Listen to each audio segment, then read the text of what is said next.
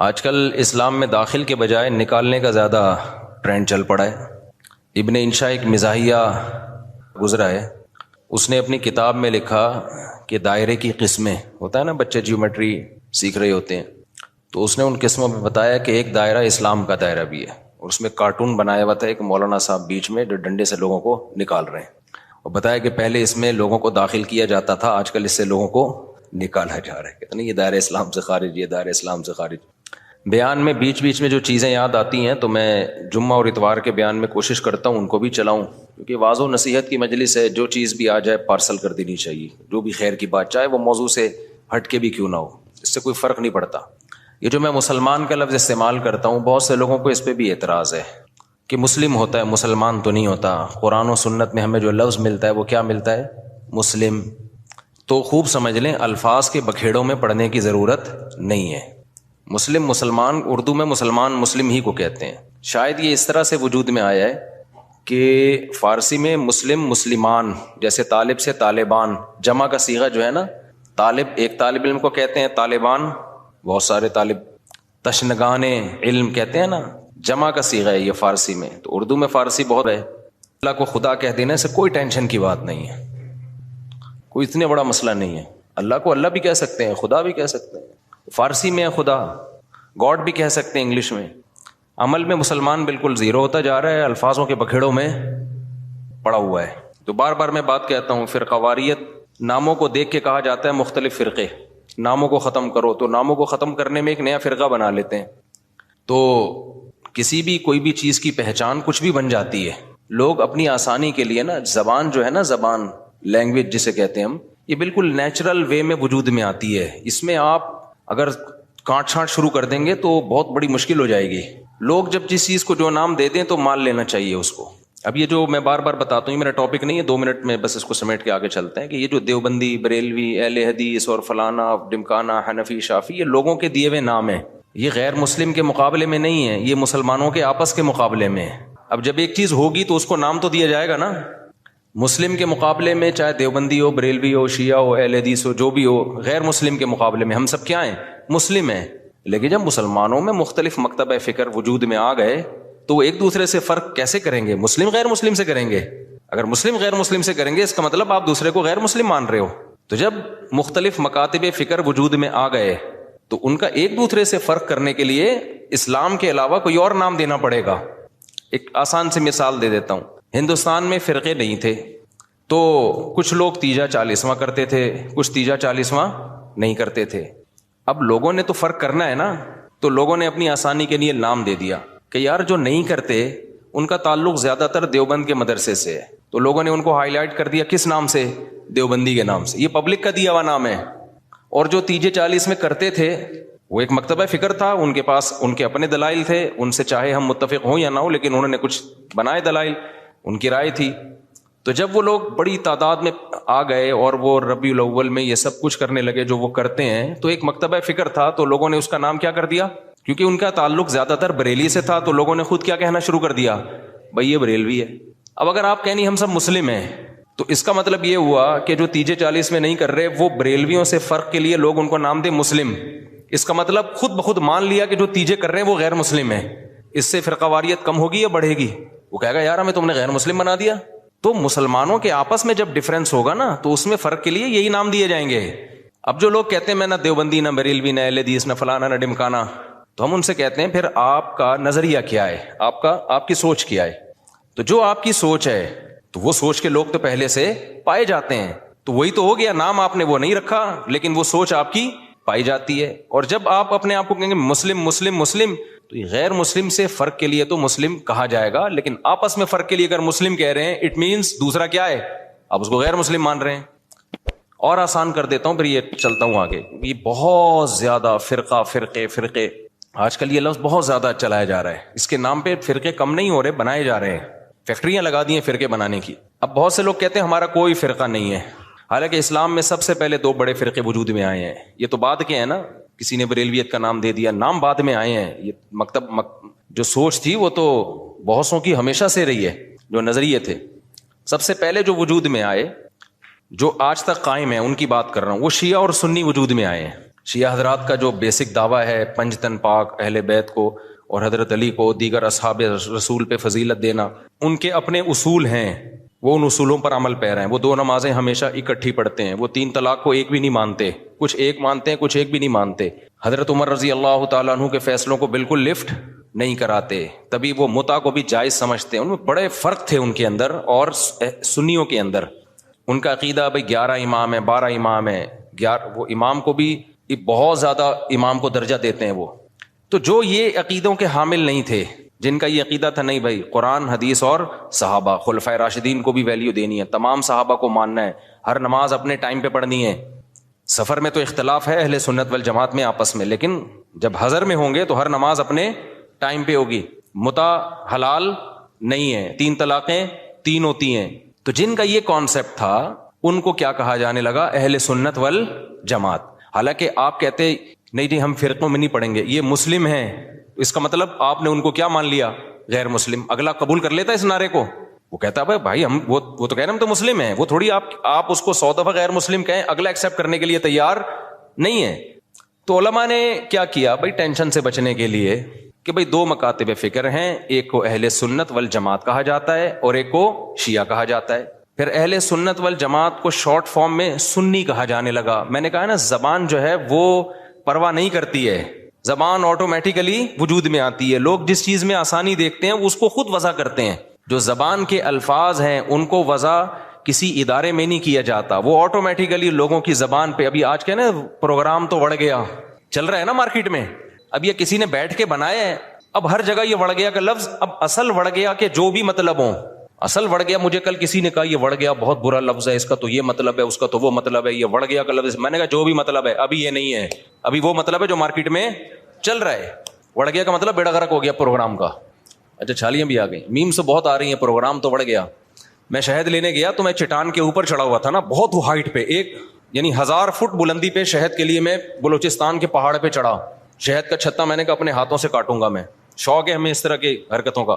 اب بہت اوپر ہم چڑھ گئے، پھسلنے کا خطرہ تھا، دھڑام سے نیچے آتا. تو جب چھتا کاٹ رہا تھا میں نے کہا ایسا نہ ہو کہ پروگرام تو وڑ نہ جائے، کہیں پاؤں پھسلے اور پروگرام لوگ کہیں پروگرام تو وڑ گیا، کیونکہ ویڈیو بھی بن رہی تھی. تو اب آپ لوگوں کو سمجھاؤ نہیں وڑ گیا ایکچولی بہت اس کے برے معنی ہیں اور فلانا ہے. او بھائی کسی کا ذہن اس برے معنی کی طرف نہیں جا رہا. تو زبان بالکل نیچرل وے میں وجود میں آتی ہے اور اس کو جیسی ہے ویسے ہی رہنے دینا چاہیے، اس کو چینج نہیں کیا جا سکتا. تو اب بالکل ایسا ہی ہے کہ جو اہل سنت والجماعت تھے، شارٹ میں لوگوں نے ان کو کیا کہنا شروع کر دیا؟ سنی.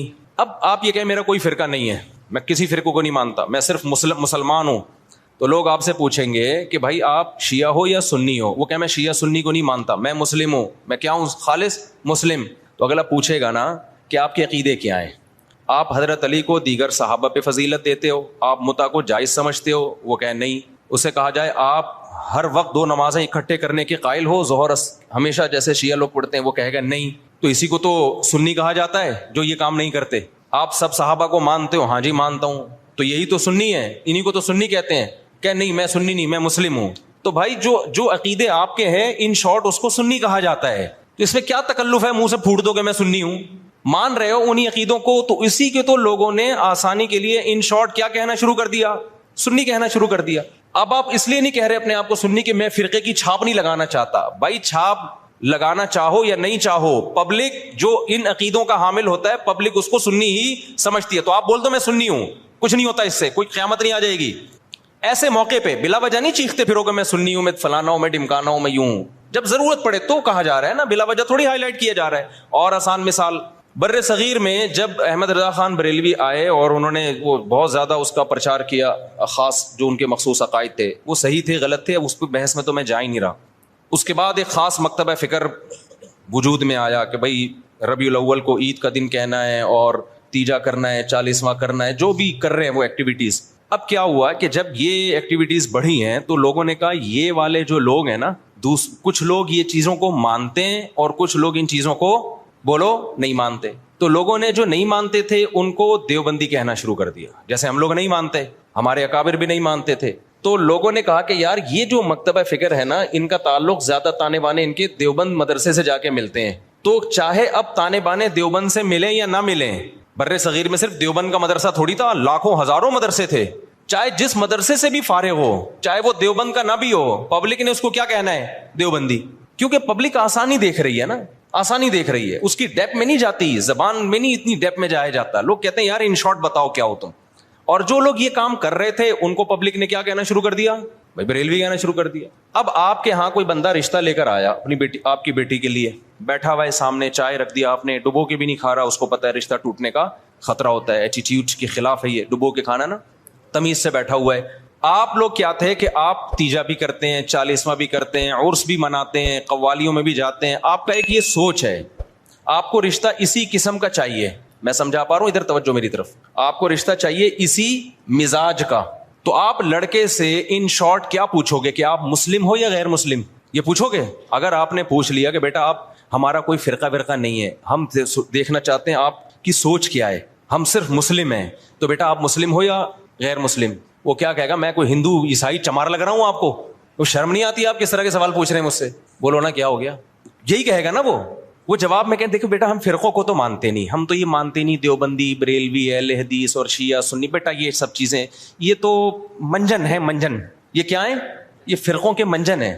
بیٹا ہم سمپل مسلمان ہیں, آپ بتاؤ کیا ہو, آپ مسلمان ہو یا نہیں؟ اگلا کہے گا انکل ختنے دکھا دوں کیا میں آپ کو, میں مسلمان ہوں تو مسلمان گھرانے میں آیا ہوں نا. کس طرح کی باتیں کر رہے ہیں آپ بھی مسلمان ہیں, ہم بھی مسلمان ہیں. تو اب آپ یہ بتائیں کہ مسلمانوں میں آپ کا مکتب فکر کیا ہے, کس سوچ کے حامل ہیں آپ کی سوچ کیا ہے, آپ کے اصول اور ضابطے کیا ہیں؟ آپ تیجے 40 میں کرتے ہیں؟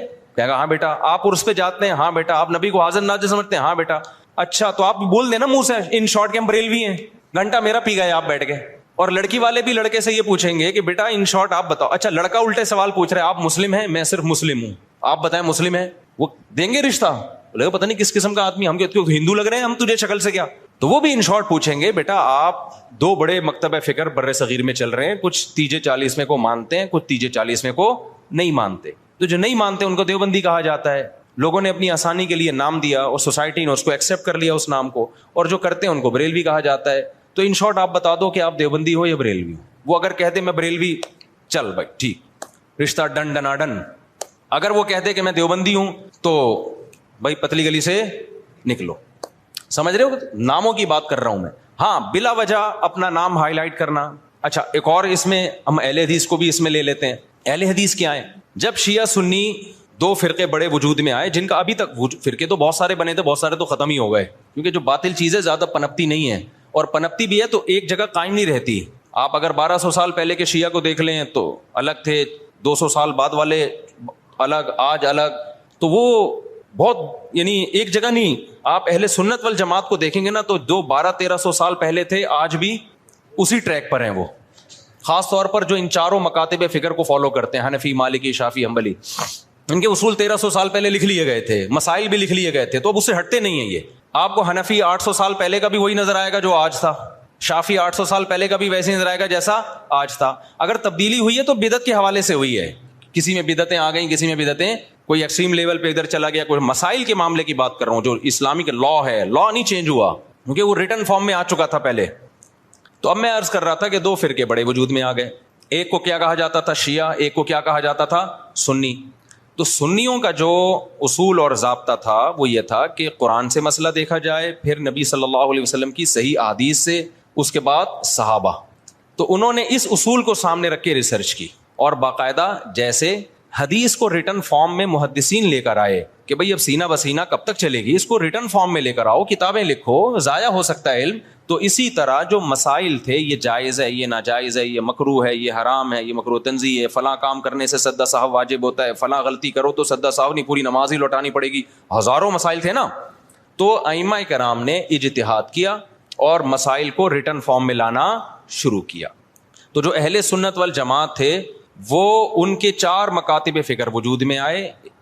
جو کام امام ابو حنیفہ نے کیا, اس کام سے جو متاثر ہوئے اور اس طریقے کو جنہوں نے فالو کیا ان کو کیا کہا جانے لگا؟ حنفی. اور جنہوں نے امام شافعی کو فالو کیا ان کو کیا کہا جانے لگا؟ بولتے کیوں نہیں؟ شافعی. اب آپ بتاؤ جو امام شافعی کو فالو کرتے ان کو اگر ہم مسلم کہتے کہ نہیں حنفی شافعی کچھ نہیں ہوتا, مسلم ہے, اس کا مطلب شافعی اگر مسلم ہے تو حنفی بھی غیر مسلم ہے؟ نہیں آئی میرا خیال ہے بات سن. تو یہ صحیح نام, یہ نام صحیح ہوتا؟ جنہوں نے امام مالک کو فالو کیا ان کو کیا کہا جانے لگا؟ مالکی. جنہوں نے امام احمد کو فالو کیا انہوں کے کیا کہا جانے لگا؟ حنبلی، جیسے کہ سعودی عرب میں. تو اللہ کا کرنا ایسا ہوا کہ یہ 4 اماموں کا فقہی دنیا میں چلا ہے صدیوں. بہت سارے مسائل میں ان میں اتفاق تھا.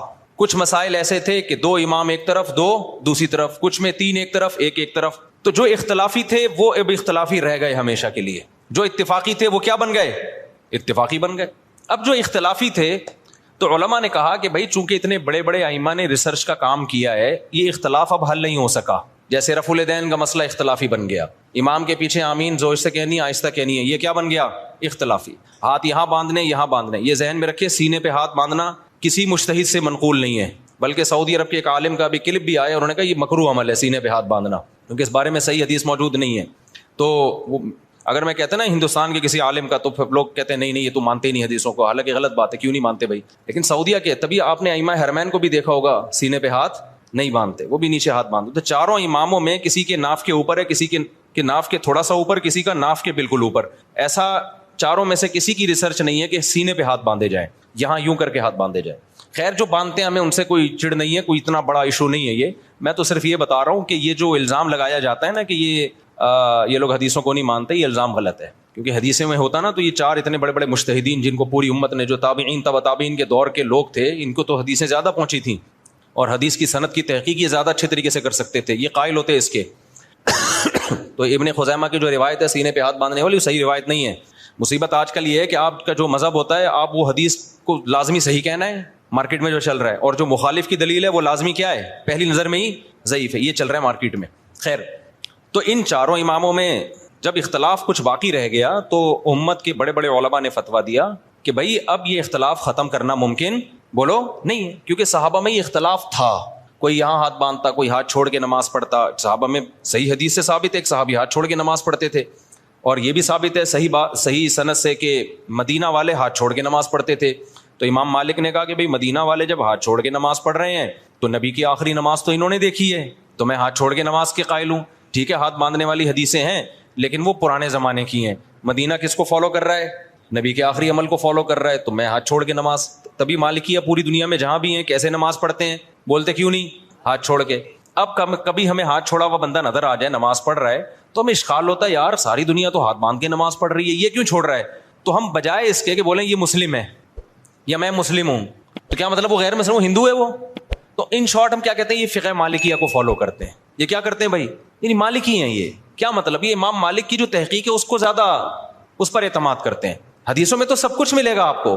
جب سب کچھ ملے گا تو کسی نے ایک حدیث کو ترجیح دی، دوسری میں تعویل کی، کسی نے دوسری کو ترجیح دی، اس والی حدیث میں تعویل کی. میں سمجھا پا رہا ہوں اپنی بات؟ اور یار بہت سے نئے لوگ آ جاتے ہیں تو پرانی مثال دوبارہ ریپیٹ کر دیتا ہوں تاکہ یہ ٹاپک منجی ٹھک جائے، اس ٹاپک کی ایک دفعہ کمپلیٹ ہو جائے، پروگرام بڑے نہیں. دیکھو نبی صلی اللہ علیہ وسلم نے بنو قریظہ کی طرف، بخاری مسلم کی حدیث ہے، ایک لشکر کو روانہ کیا. خوب غور سے سننا تاکہ یہ فرقواریت کے نام پہ جو گند پھیلایا جا رہا ہے نا معاشرے میں، پہلے فرقواریت پھیلائی جا رہی تھی لیکن صاف پتہ چلتا تھا یہ فرقہ پرست ہے. اب لیبل لگایا جا رہا ہے اتحاد امت کا، لیبل چینج کر دیا لیکن فرقواریت پہلے سے زیادہ پھیلائی جا رہی ہے. لیبل چینج ہو رہا ہے اب خالی، یعنی اس طریقے سے پھیلائی جا رہی ہے کہ سانپ بھی مر جائے اور لاٹھی بھی نہ ٹوٹے. تو دیکھو نبی صلی اللہ علیہ وسلم نے بنو قریظہ کی طرف لشکر روانہ کیا. صحابہ کرام کا توجہ ہے نا آپ کی میری طرف. جب لشکر روانہ کیا تو آپ صلی اللہ علیہ وسلم نے صحابہ سے فرمایا کہ تم میں سے کوئی عصر کی نماز اس وقت تک نہ پڑھے جب تک بنو قریظہ نہ پہنچ جائے. اب صحابہ کے پاس اس سے زیادہ صحیح حدیث کوئی ہو سکتی تھی؟ اس کی تو کوئی سند بھی نہیں ہے، ڈائریکٹ سن رہے ہیں نبی کے زبان اقدس سے. جتنے بھی صحابہ تھے نبی نے سب کو کہا عصر کی نماز جب تک بنو قریظہ نہ پہنچ جاؤ تمہیں پڑھنے کی اجازت. جملہ کمپلیٹ کریں نہیں ہے. اللہ کی قدرت کے جب راستے میں وہ گئے ہیں تو نماز قضا ہونے لگی، دیر ہو گئی ان کو مقام تک پہنچنے میں. اب صحابہ پریشان ہو گئے، بھائی اب پڑھیں گے نہیں پڑھے؟ بعض حضرات نے کہا بھائی نبی کا آرڈر ہے نہیں پڑھنی، قضا کریں گے نماز، کیونکہ ہم تو نبی کے حکم کے محتاج ہیں.